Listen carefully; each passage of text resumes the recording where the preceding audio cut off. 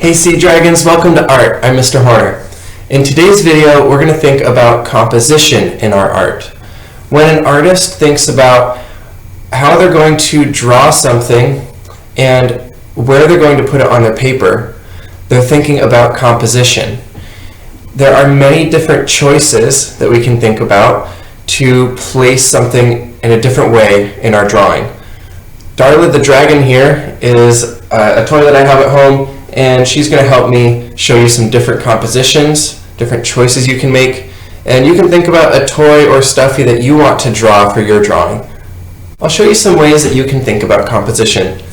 When you may have seen a director in a movie going like this, or an artist doing that, they're looking at how something could fill a rectangle space. They're making a rectangle with their fingers, and they're deciding how that might fill their rectangle paper or the rectangle of their camera that they're using to film with. So I'm going to use a tablet with a camera to show you how you can make some different compositions of something before you draw it.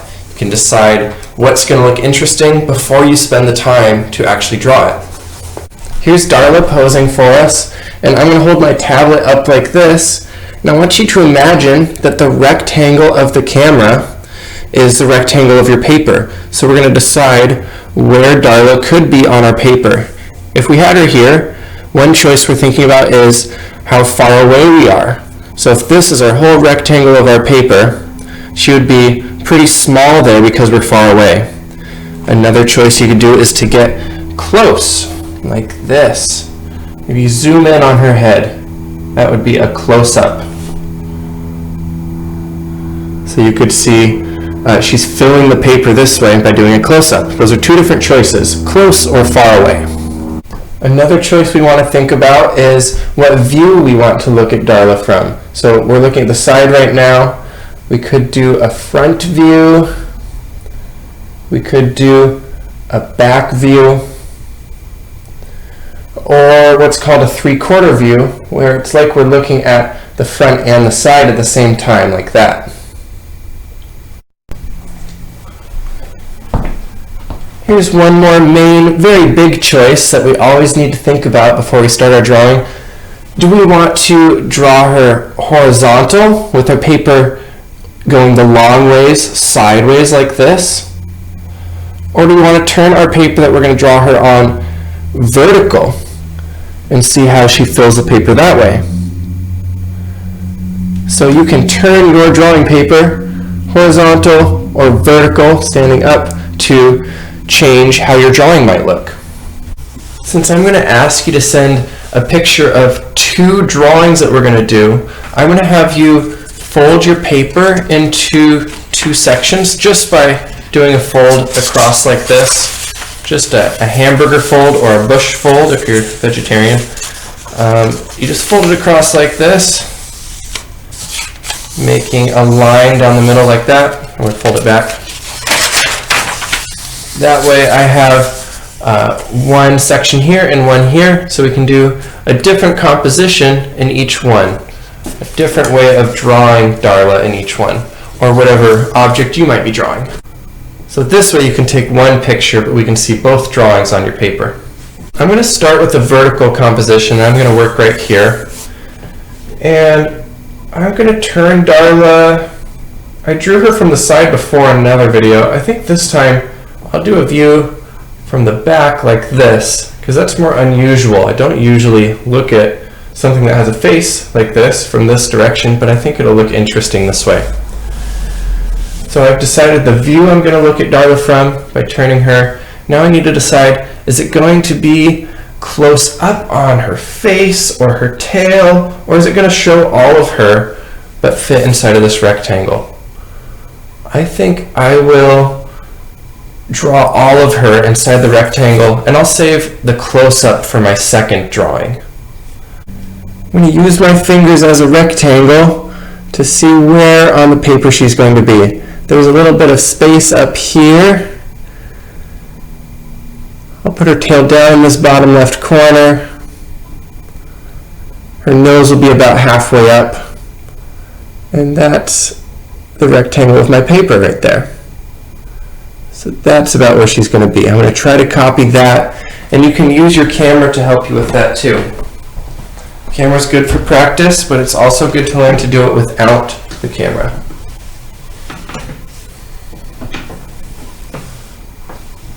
Now that I know the view that I'm taking, vertical instead of horizontal, and how big she's going to be here, I can start to draw her using simple shapes, just like I showed in my other video where I drew Darla. I'm going to use an oval for the head to start.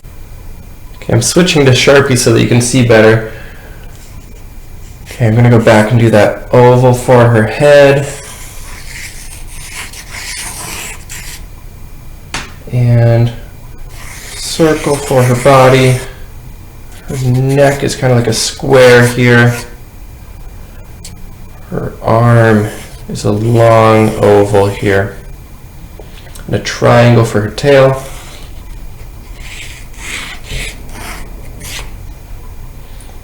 And just her foot and her wing left. Maybe both wings. Okay, her foot. I'm going to do another oval here.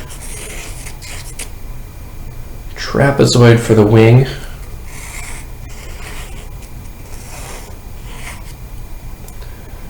And a little bit for that other wing. Kind of a triangle over there.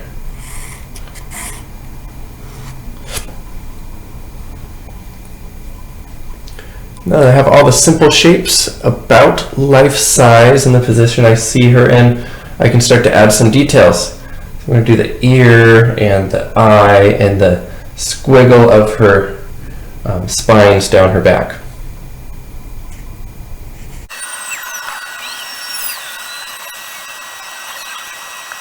Alright, so this gets my composition on the paper. Just doing that sketch of Darla here. Before I go on and move her, I'm going to do a little bit of shading because that's what we practiced in our last video. But I'll just speed that up, and if you want to learn more about shading, you can look at that shading a drawing video. So I will point out, since we talked about this before, the direction of light is coming from the right here. It's coming from a window to my right, and it's landing on Darla here, lighting up her right side, but her left side has lots of shadows here. You can see the shadow to her left of her ear here, and shadow to the left of her thigh and wing here. So that's the direction of light. So if you want to shade your object, have light coming from one direction, and that will help you.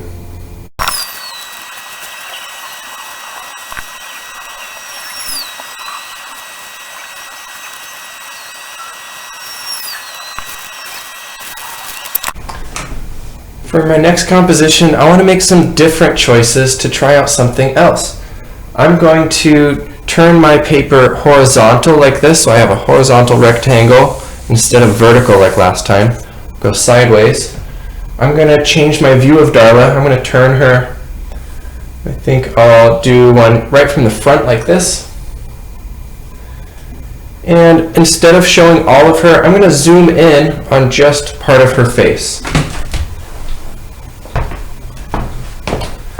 I'm going to try my rectangle fingers again.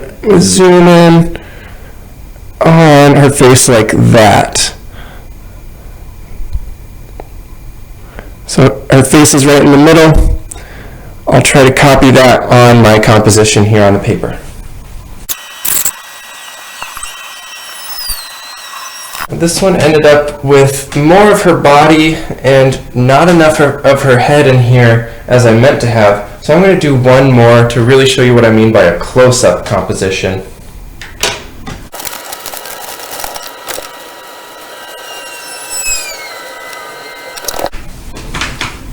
Now this one's a real close-up of her eyes, and this is the kind of thing you might see in like a comic book. It's a really dramatic composition because you're only seeing part of the object or character. And it's good to think about different views, especially if you're doing a comic or just trying to make an exciting picture about an emotion or an idea or a memory that you had. There's lots of different choices you can make to improve or make it more interesting or exciting. Now with these ones, I'm not going to shade these. I'm going to do some coloring because I want you to see that there's lots of options for what you can do with your drawings. So this time I'll color, and I'll show you those when I'm done.